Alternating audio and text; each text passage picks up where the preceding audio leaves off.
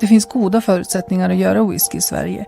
Vi har väldigt bra korn, vi har bra vatten och whiskyn kan lagras på svenska ekfat.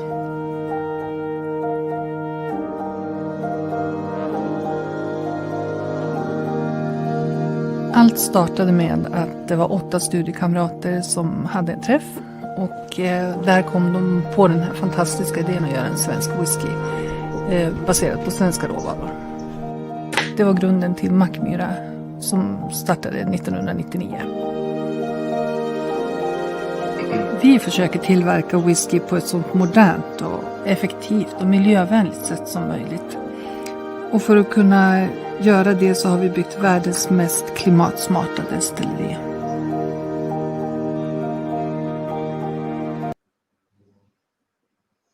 Hello everyone. Thank you for joining us. Welcome to another episode of Mackmyra Life.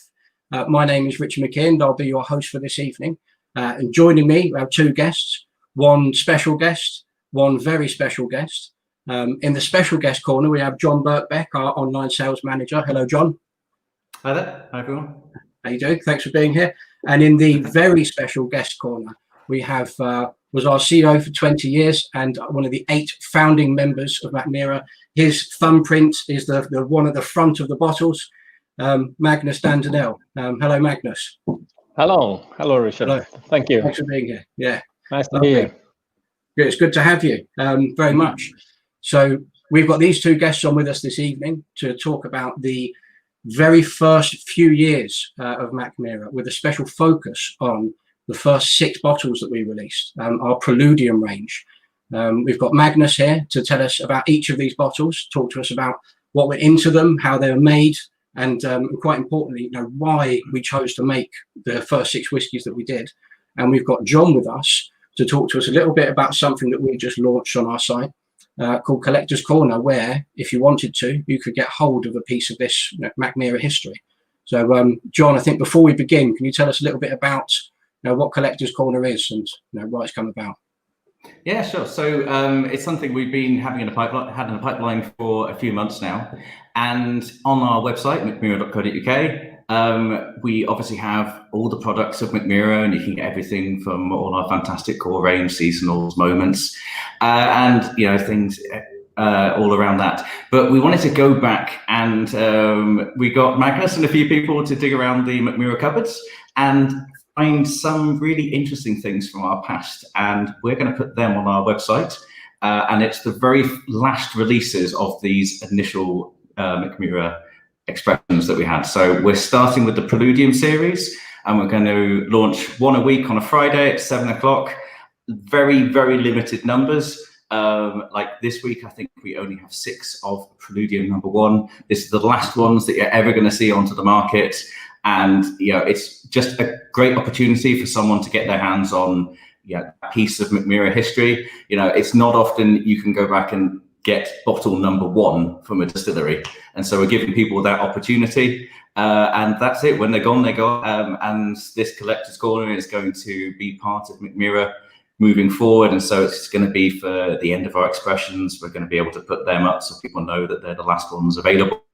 And yeah, we're going to see where it goes, but it's really exciting. It's we've got some fantastic bottles, and Matt, one of my colleagues, has even gone to see each of one. We've inspected them just to make sure that they are in the best possible condition, just to make sure that everyone can be satisfied with what they're going to get. And yeah, so this Friday and every week we're going to have a new release of very, very limited numbers, so that's going to be good fun. Yeah, sounds really good. It's exciting. It's fun to be part of it. I think we're a brand that's obviously looking into the future often and being innovators. So it's nice to be able to sort of look back way into the past and maybe get a slice of it. I think it sounds exciting to me. So I think we should probably make the most. Oh, sorry. I'm also so happy that we can actually sell them through the web shop now. So we reach people in 48 countries and very good reach in UK especially. Yeah, I agree. I think it's a good opportunity. I think we should start making the most of Magnus's expertise and history. I think what we're going to do is go through each bottle one at a time. So we'll go through the from 1 to 6. But before we begin, Magnus, if you could please tell us just a little bit about how the early days of Mackmyra and what the Preludium range was. All right. Well, after the idea was the 8 of us sitting in a cabin in Sälen. This is on the day doing some cross-country skiing. And then, of course, we brought a whiskey to the evening. And this time we brought 8 of them. And what's 8 single malts.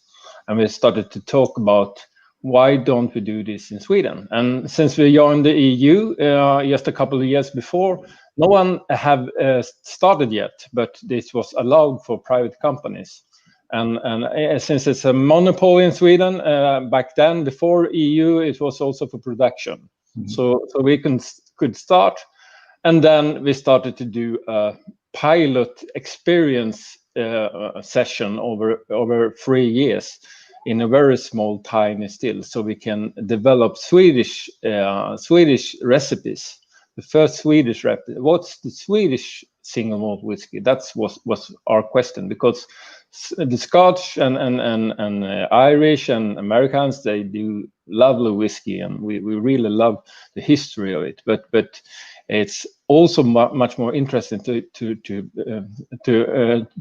start a new country, new tastes, new profiles, new terroir, the Swedish one. And that's what we were aiming for. Why do a copy when we could start from the beginning? Yeah, that sounds good to me. I think that's we've been telling people that on tasting for some time. Anyone that's been watching any of our shows as well has probably heard that. So I think everyone's quite grateful, I assume, to hear from one of the founders that we've been saying it the right way the whole time as well. Which is very good. Yeah, no pressure for you tonight. That's it. It's all off now. Yeah. So the first whiskey that we have to talk about, the very first of the Preludium range, and as Magnus was saying then, the very first commercially available Swedish single malt whiskey ever to be made, Preludium #1, which is called the First Drops, if I'm not mistaken. Magnus, could you please tell us a little bit about what First Drops means? Yes, in this very tiny equipment that we actually handmade by our own hands, we actually produced them, the 8 founders. Out came 30 liters, just like the cask you see in my background there. Every batch was just 30 liters. So the first 52 casks was experimental casks and experimental distillations, which we use for develop the recipe, the Swedish recipe. And after a while, getting feedback from customers, consumers that we have a lot of tastings in the beginning. So we had a lot of feedback from the community how to do the Swedish recipe from the beginning. We could froze the recipes, the 2 ones, the elegant and the smoky one, and also 3 different kinds of casks. So when we then built the bigger distillery, the full scale distillery at Mackmyra Bruk, it was a whole other scale. It was 700 liters came out from the distills. So it was also then we could start to do a traditional single malt, 3 years before getting legal whiskey. Same rules as in all over Europe. So and the idea was to have the community, our ambassadors, the future customers, to follow the development of the project and the whiskey. And it was so very nice for us 8 founders to follow the first 52 casks, just the small ones. This is actually the first one. So much happened after when it's a small cask. So much happened after just 3 months. So it's super interesting to follow. So that was the also idea with the Preludium series. Let's release the series earlier than anyone else, just to be able to follow a birth of a new distillery. And let's do it as a series. So we showcase different sorts, different variances of the recipes and the casks, like an eye shot from the warehouse as it stands on 200 liters. So that's what's very unique, I think, to be able to do that. Yeah. How many times did it take? Go on. Oh, sorry, John. Sorry. No, I was excited to ask a question about filling these 200-litre casks with a 30-litre cut. And no, that's a good one. Do that one, and then I'll ask my one. Actually, in parallel with developing the recipes, we also projected the bigger distillery. The first full-scale distillery. So the output from that one was 700 liters. So we started the first one. The first drops from the small distillery, the pilot plant, came at the 18th of December 1999.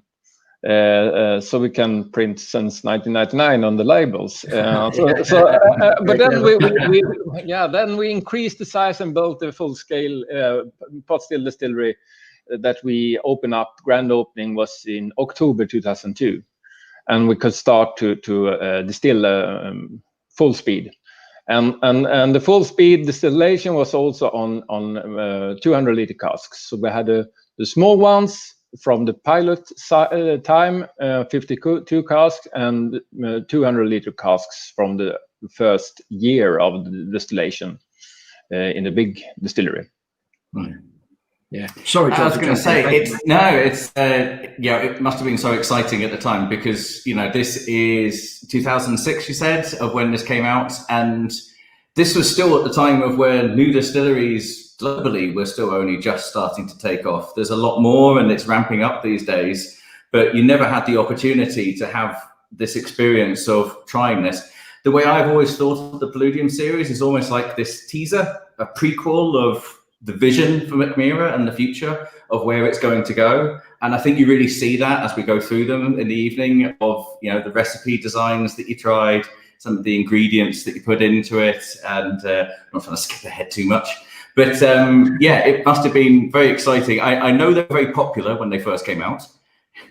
It was extremely exciting times because the Swedish market, we love single malt whiskey, and here comes these 8 guys, never have worked on the distillery before, just from the school, from the university, and decided to build their own distillery and do Swedish recipes for the first time, with Swedish ingredients and Swedish equipment and Swedish experience from customer analysis and panels, tasting panels. So everybody was watching us, and the newspapers and people. Well, we started a community before the community as a word get famous.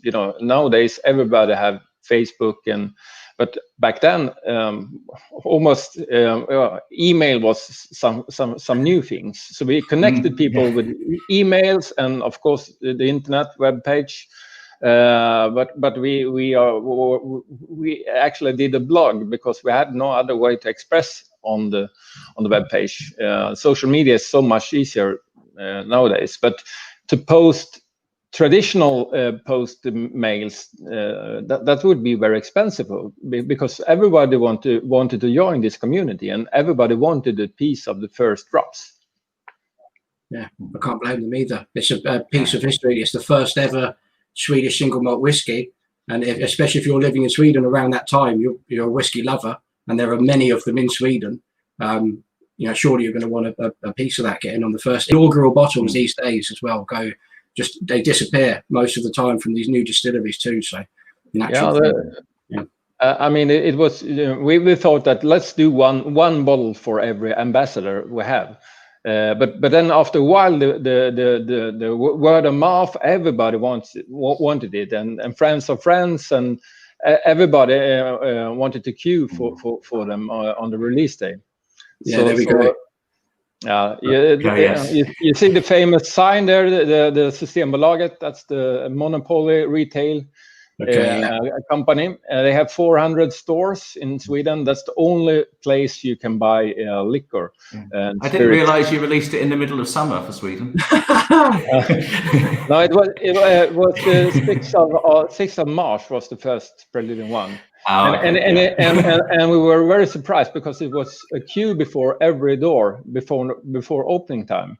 So and the Systembolaget, the retail monopoly company, they put on their website how many bottles every store had.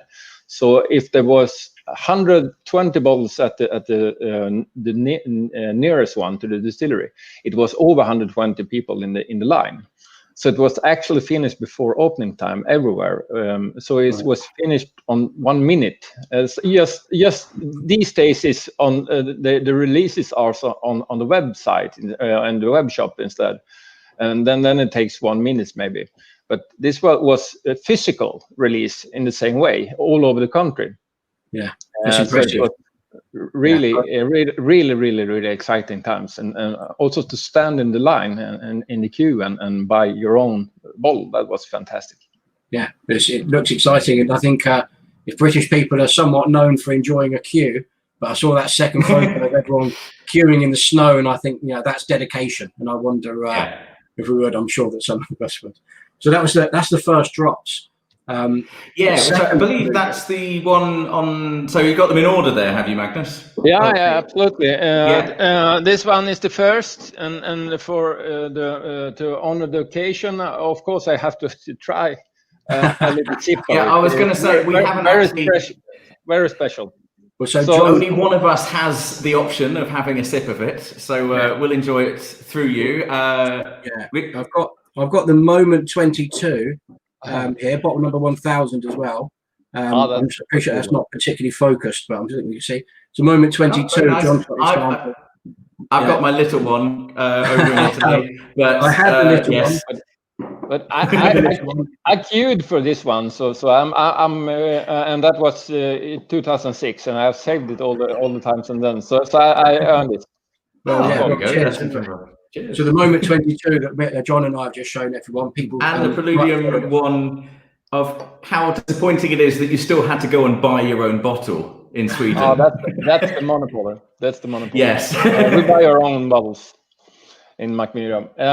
Anyway, the first drops is actually composed by the founders, and we decided the recipe. We wanted to have the first cask and first of everything. The first cask in the pilot distillery, the first cask in the new distillery, the built full scale distillery, the first Swedish oak cask, the first smoky cask, the first of everything. So it's kind of limited the palette here, but it's the exclusivity is so much more instead.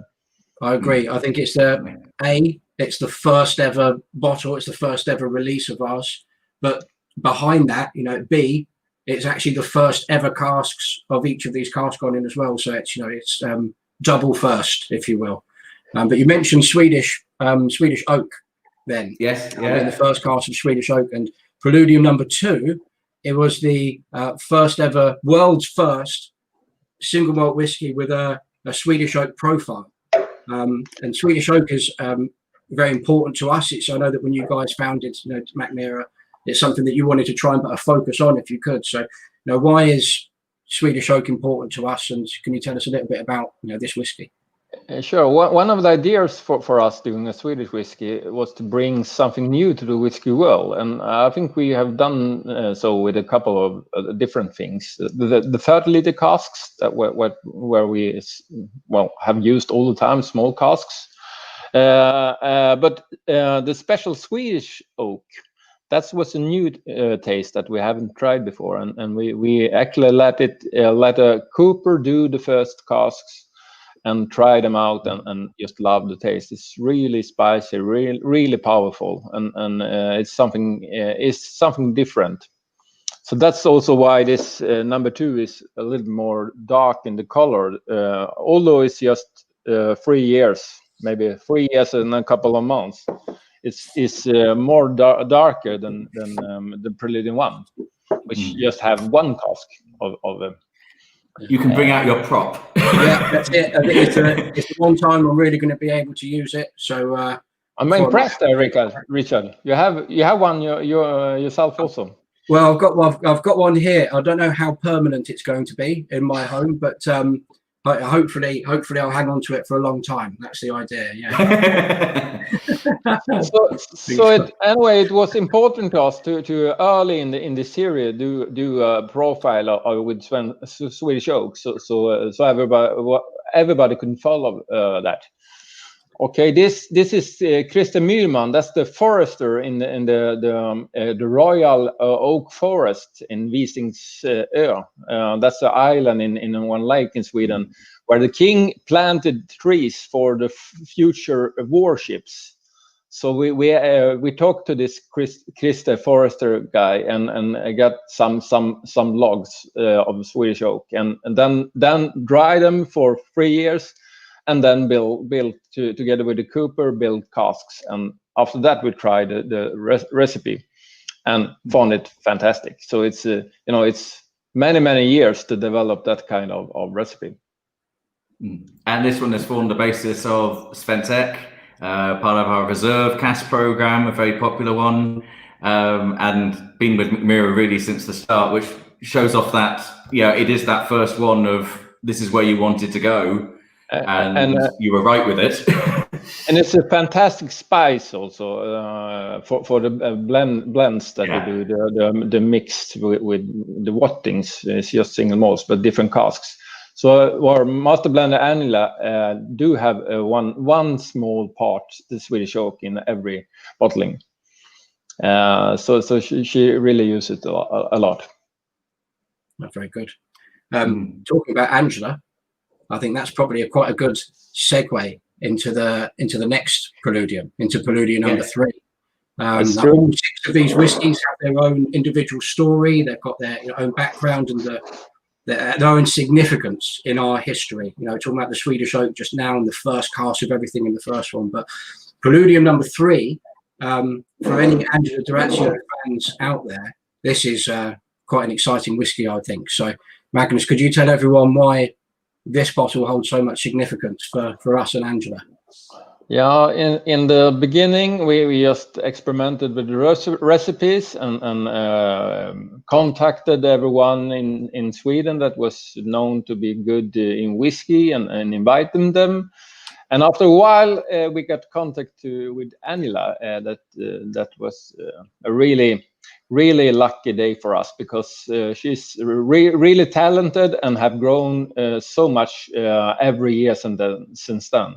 And after a while, we gave her the title Mackmyra Master Blender, and she have not disappointed us because she's doing great blends, the wattings, and she as you saw there, won a place in the Hall of Fame of whiskey, as I think the second woman ever.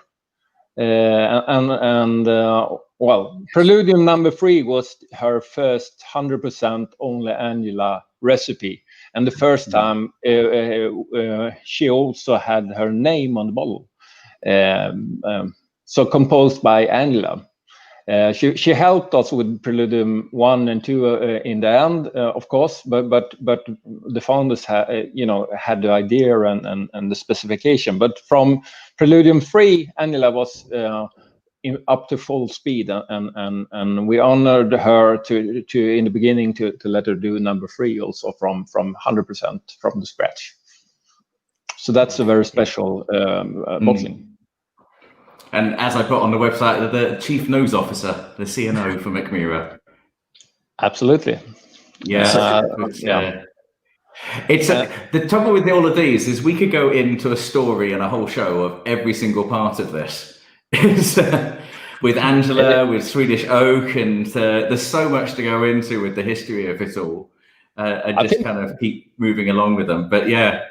These 3 are the most rare, I think, because it's the lowest numbers and the first, and also a very special occasion. The 4, 5, and 6, of course, they are fantastic.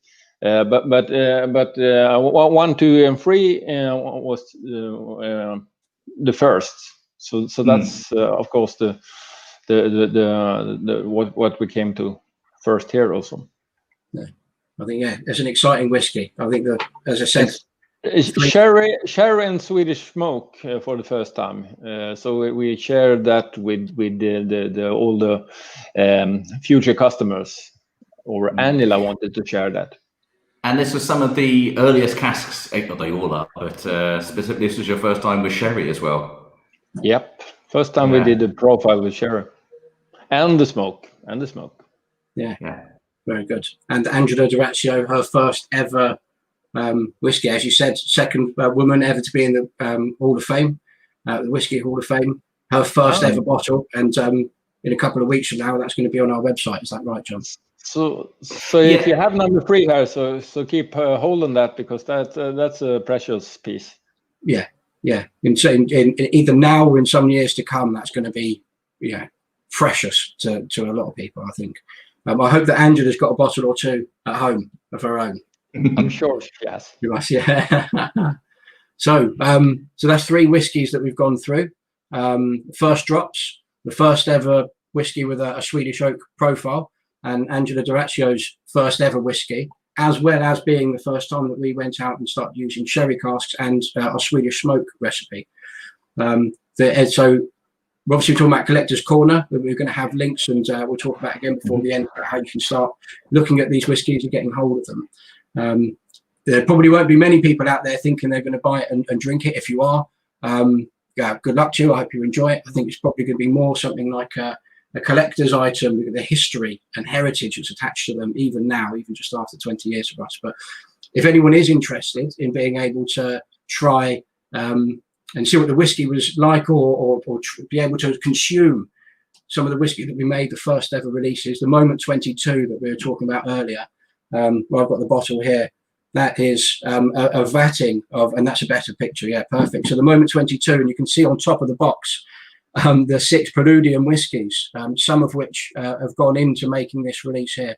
1,100 bottles, and that's it. So if you ever wanted to drink a piece of Mackmyra history, try and find one of those. I know that there's a couple of small retailers around that still have them. The Little Whiskey Shop and Tomoka Spirits are 2 that I know of, but I'm sure if you go and find out and see if your local guys have it, you can try and drink a bit of our very first drops, very first stuff that we made. So we've got the next whiskey to talk about, Preludium 4.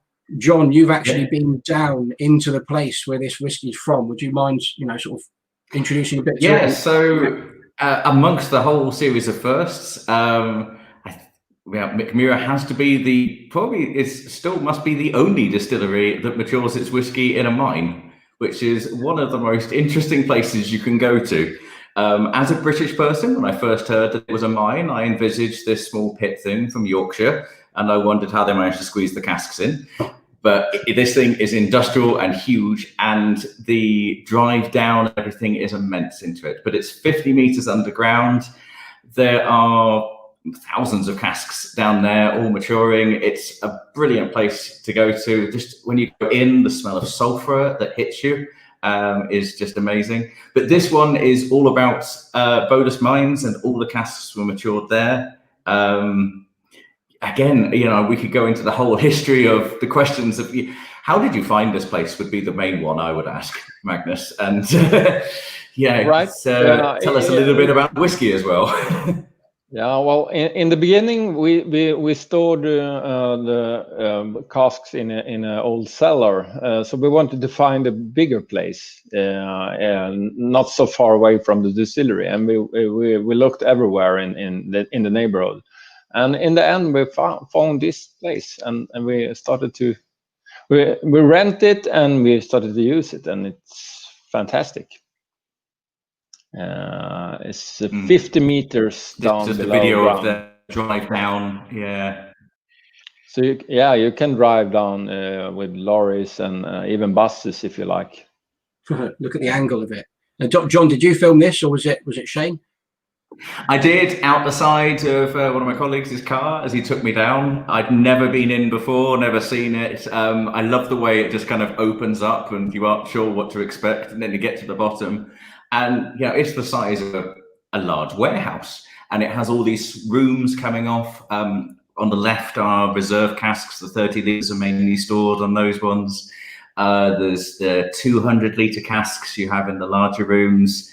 It's just really, you could just spend the day just wandering around looking at the casks. When I was there, I think some of the very first casks were still sat in the corner, ready to be bottled one day. And so this one, Preludium number 4, this one came out with the very first casks that you had, Magnus.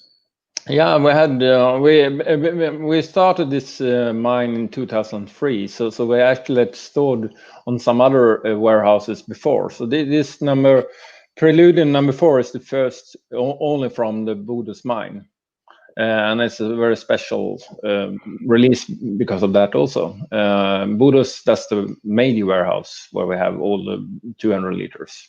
So it's a very, as you say, a very fantastic place. And what was and we show it for people on summer times, and we have special experience tours, but not that often. So you got lucky there, Jon, to get down there. I think Jon had an inside feel it was man. necessary. Probably. What was the thinking behind getting, using the mine? How did the opportunity come about? Whose idea was it? I mean, it just sounds so bad. Yeah. So the reason was that we looked for similar storing conditions as we had in the cellar in Mackmyra Bruk. So all damp cellar that we stored the first casks and developed the recipe, and it's perfect for 30 liters size. So we looked for places where the humid conditions and the temperature conditions was similar, and after a while this one came up, and it's just waiting there for us to start to use it. So it's like a good sign. I think it's good. I think people get excited about it as well. I know when I first learned about Mackmyra in 2018 from Shane Peary, who I just referenced a moment ago, the sales manager in the UK, he told me about the Bodø's mines years before I started working for us, and I just thought it was fun and cool and interesting, and it actually works and does a very good job for us at the same time, which is even better. Yeah. It's a part of the way we do whiskey. We like the humid, same temperature conditions. You can always do otherwise, as in US and other places. But the Mackmyra way is to let the cask rest carefully. It takes a little bit longer time for 200 liters, but perfect for smaller casks, and we use a lot of smaller casks. And nowadays we have the time have come up to speed for us with the 200 liters also. So it's really good place to use. Yeah, nice. And that's you mentioned small cask then, and I think we're on a roll with these segues and transitions into next pieces. Because the next Preludium that we've got to talk about is Preludium number 5, and that is the small casks edition. We can see a picture of there. So we've talked a little bit about the small casks, down in the warehouse. We spoke a bit at the beginning of the show about the reason why we started using 30-liter casks. But can you tell us a little bit about, this whiskey and, why it was special, why you wanted to make it? Yes. Well, obviously the small cask is increasing the rate of maturation because of the ratio surface to the volume. Yeah. Of the liquid. So this was one of our first findings in the pilot plant distillery also. That's why we did the 30-liter casks. And the small ones was developing much faster than the 200 liters. So after and the Preludium series is very young. It's extremely young. It's just 3 years in 200 liters. So a lot of people was not used to that and think it's not good whiskey because it's young. But compared to other 3 years on 200 liters, is excellent whiskey, I would say. Anyway, we decided to use the small cask concept together with the 200 liters. So we decided to do a quarter cask style after a while to finish it off the last 6 months or so on smaller casks to increase the maturation speed and see what that came up to on the traditional bottlings. So that's what we did in Preludium 5 the first time, and then we followed that up in Preludium 6. And to the first edition was the first continuous bottling. We could use it full scale a couple of years later. So actually the whole Preludium series is a kind of experiment together with the customers, the consumers. So we get feedback and develop the whiskey together with the Swedish whiskey lovers. So Preludium 5 was one of these things that we did really early to try, and it was very successful because it feels a little bit more mature because it's not that much older, but we because we finish it on smaller cask, it get more power in the maturation in the end. Yeah, and this one's, you know, again, it's gone on to, we had the Gruff Gold seasonal edition a couple of years back. This is a part of the reserve program. You can do one of my favorite ones actually is the pre-stored elegant, so you can have a 4-year-old whiskey from day one, and then you put it in your cask. Is that the Milroy's one that did this? Yeah, this is the pre-stored 4 years ex-bourbon cask, 200 litre, and then 30 litres transferred into a PX sherry cask. And this is phenomenal, like really good. I had this in a line-up with some other quite heavyweight whiskies the other day with some friends, and this came out on top. So yeah, that 4 years pre-stored stuff as well really does work. But even without it, 3 years, minimum. The small one's good. Just to mention that the 30 liters private casks from us, the single cask, we have sold over 20,000 over the years from the start. So that's like a national movement in Sweden, and we come out now in Europe, UK, and Germany, and people that try it loves it. That's a experience, not the product. Well, we've got. I've seen one person. I've seen one person in the comments already. Carl, hello, Carl, who's a private cask owner of ours, and an owner of the Moment 22 as well. I think he was one of the first people to buy it when they launched at 7 p.m. So a supporter there. So thanks for joining us, Carl. I've seen you in the comments. Yeah. I need to mention on the Preludium 5. I spent 2 weeks during that summer to sign all the labels, half of them anyway. It was a lot of labels. So you had the picture there. If you show that again, you're going to see it's a signature MD. That's me. In the down to the left there. Okay. So try to sign 11,000 bottles over a summer if you have the patience. How long did it take you? Oh, well, 2 weeks. You can't do it for, every hour of the day because you're getting tired in your hand after a while. But I thought it was once in a lifetime. I have to sign it. That was quite important, or very important. I can't guarantee everyone that we didn't actually, because we found this out earlier this week or late last week after we looked at the bottles, so we didn't actually see if they're the exact ones that you've signed. So we'll have to see if we can have a look at that. But yeah, that's we'll put it on the website if they are. Surely we could know. But the thing is that the otherwise it's the one that bottled it that have signed the label. So it's handmade bottling anyway. So we really do it by craftsmanship here. Yeah, the same as the Creator Gin hand signed as well that we have.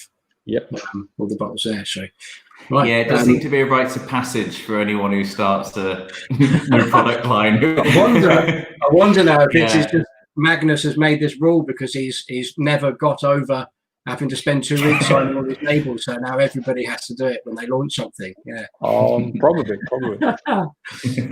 So one more first that we've got to talk about this evening. Is I know that we had in Preludium 3, we had some smoky recipe go into it, but Preludium 6, for any smoky fans out there, I know that Jon, you're definitely one of our smoky recipe fans. It's definitely your favorite. Yeah. But the next one is called Fresh Smoke. So Fresh Smoke, Magnus, if you could tell people about one thing I've always found interesting, and I always had quite a great deal of respect for it before I joined the company too, was that when you guys started out, you didn't just want to to make a smoky whiskey. You didn't want to ship barley in from somewhere else. You know, nothing wrong with doing that if you're a distillery that does. But I've always, you know, admired the fact that we didn't, and that you guys wanted to keep it Swedish, for want of a better term. Can you tell us a little bit about this whiskey, but also tell us a little bit about how the peating process began with us and what we did? So when we decided to do 100% Swedish, we did the first equipment. And we looked for as local raw materials as possible, and developed the recipes together with Swedes. So finding a smoky barley or smoky malt in Sweden was one early quest, but we couldn't find it because there was no maltings that did smoky malt. It used to be 100 years ago, but not nowadays, just the elegant unsmoked. Of course, we could buy it from Scotland or Belgium or even Germany, but there was nothing to buy in Sweden. So we decided to actually build the maltings. Well, maltings because we have to malt and produce green malt before we dry it with smoke. So both the maltings and the kiln, and of course the fuel. The idea there were what do Swedes traditional smoke food and delicacies with? Well, yeah, we have our traditions. We smoke with juniper, and we smoke with pine tree twigs, and we smoke with alwood, and all those we tried in the beginning. But we also had this peat bog, a Swedish peat bog, just 50 kilometers from the distillery. So we decided to try that one as well. So that was the final decision, together with a lot of consumers trying out these new makes. The most popular one was the Swedish peat together with juniper twigs. So that was the decision and what we started with to smoke. So a lot of years and times after, it's really hard job to do, the supply for smoky barley first, and then smoky whiskey in casks, and then in products like in Svensk Gök. But the early days of this first commercial little with the Swedish smoke profile was this Preludium 6. So here's actually the first experimental maltings. That's where I'm sitting right now and looking out the window, my backyard here in Hässelby in Sweden. We built those the maltings to the right, and a kiln, traditional style kiln to the left, and try it in very small scale first. And then, in my backyard, I have a lot of neighbors. But they thought it was very smoky, and maybe we thought they would call the fire brigade. So we had to stop, and we instead moved the kiln to Annikas, one of the other founders' country house by the sea, and we wasn't disturbed there. So that's where that picture came from. Sure. It's pretty amazing just looking back at it all. It's we've discussed this in when we were planning for all of this and everything. But when you put it all together, it's quite impressive of how much, like, the Preludium really does show it off. I haven't really thought of any other distillery that's gone, we're going to start up. Okay, we're going to do our own. We're going to find our own casks from our own country. We're going to find our own peat from our own country. We're going to do it, mature it in a mine to put it underneath. We're going to do 30-liter casks. It's a lot of unique selling points there, but it is, but really it's the whole range there. If you're looking for the Swedish terroir, that's what you come up to. You use Swedish yeast, you use Swedish barley, you try to use Swedish smoke. And all the flavors come from different raw materials, and as local as possible was the idea, and that's what we have been doing since then. So as local as possible, but maybe not always 100%, because we also like to be commercial here, to do a little bit bigger sizes than just single casks. And that's important for the other part of the Mackmyra vision, is to spread the bottles and the taste and the cask all over the world, just like our friends in Scotland do so very well. That's one of the ideas, to spread our contribution to the whiskey world, and to have others to try it. Very good. Yeah, I think I agree. Yeah, I think it's the right idea, and these whiskies, each of them unique. We used the word, unique selling point a moment ago. Each a different part of the Mackmyra origin story, and set something of a precedent for how we operate today, and the sort of thing that we still like to do. And we're still sticking to Swedish guns and experimenting here and there, but it's all about being Swedish. So one thing I'd like to ask Magnus, and I hope you can answer me, what is your favorite whiskey of the 6? Of these 6, well, Preludium 5, I must say Preludium 5, because it's carry my name. Yes. So, of course, okay, so rephrase the question. Which one are you jealous of? Okay, maybe Preludium 2, if I I have it here. I really love it, the Swedish Oak, but it's also the hardest to get, I think, because that was a collector's item from the very start, actually. So that's the hardest one to get. So that's the one I've got. Maybe here. Preludium 1 and Preludium 3 also. I'll be holding on to that. I'll be very careful with it. But the number 2 was Jonas Berg. That's another founder that had his name on that one. And number 4, Rickard Lundborg. That's also founder from the beginning. And number 6 was Barbro Hyllengren. That was our first distillery hostess. That did a very good job in the beginning to take care of all the consumers that wanted to visit us. So in honor of her, she had her name on number 6. Yeah, I think that's lovely that she was able to do that. I imagine she would have been very proud. I know I would have been, for sure. So Jon, I think that's probably a good time to ask about Collector's Corner again. If you can tell people just to recap what it is and how they can get involved. Yeah, so we didn't see at the start. We're starting Collector's Corner on mackmyra.co.uk, and you can go and have a browse. There's the full link. You can type it in, or you just click on the tab at the top, Whiskey Collector's Corner, and you'll find the link to it there. We're starting off with the very first commercial things, as we've gone through tonight, of Preludium 1 through to 6. We then have our special editions coming out, which will follow that. And yeah, we're going to see where this one goes and put some new and exciting whiskies on there, and see what we can find to continue to do this. But with the Preludium, we start this Friday at 6 o'clock UK time, and those ones are going to be released. There's 6 bottles, which is all that's available for those. And then every week following that, we're going to do 2, 3, 4, 5, and 6. If you go to Collector's Corner, you'll be able to see the prices. They do reflect that, these are the final bottles of these ones officially from Mackmyra.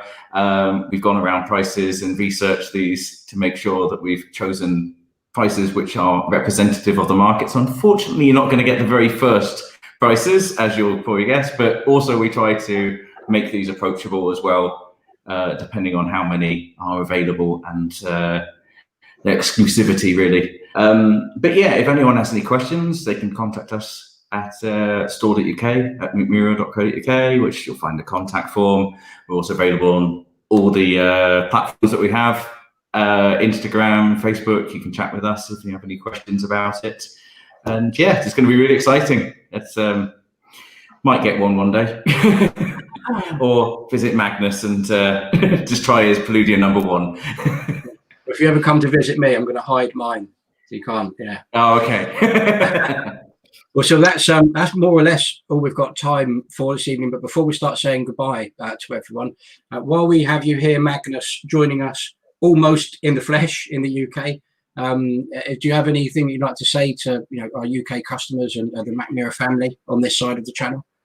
Yeah, of course. We have followed you guys for a long time, and I know you love craft spirits and whiskey especially, and it's so fun to see you picking up Mackmyra and other single malts from Sweden and new places. So it's a big community here for craft whiskey, and I'm so happy that we are one of them, and maybe in one of the leading distilleries also. I hope so, anyway. Yeah, I hope so. I think so. I love it. And of course, we are I think it's very nice to meet online like this, but in the end, we are very good at events, and we're going to have a lot of nice events in UK in the future when this virus thing is away. Yeah, I'm looking forward to it. I'm sure you are as well, Jon. Yeah. Yeah, perfect. Yeah, well, definitely. It's going to be good. And that's get people that's to come Carl to there. Sweden as well. That's Carl who I was talking about there. So thanks Ryan for watching, and thank you everyone else who's tuned in. So it's probably time to say good night, and thanks everyone, as I said, for tuning in with us. I'd like to thank some guys behind the scenes. So Camille, who's been helping us on the comments, and Connor, who's been perfectly well timed with all of the pictures and the videos tonight. So great work, Connor. I thank Matt and Shane, who actually went to go and inspect all of these bottles first to make sure that whatever we were selling was, up to scratch and the sort of thing that someone would be happy having on their shelf for a long time to look at. So remember to like and subscribe to our YouTube channel. Tune in the same time next week where you can watch us do another Mackmyra Life show. Thank you, Jon, for joining us. Thank you, Magnus, very much for joining us. This has been a treat for us over on this side of the English channel again. So, yeah, I think that's just about it. Thanks very much. And thank you, Richard. Yeah, thank you, Richard. Skål. Yeah. Go.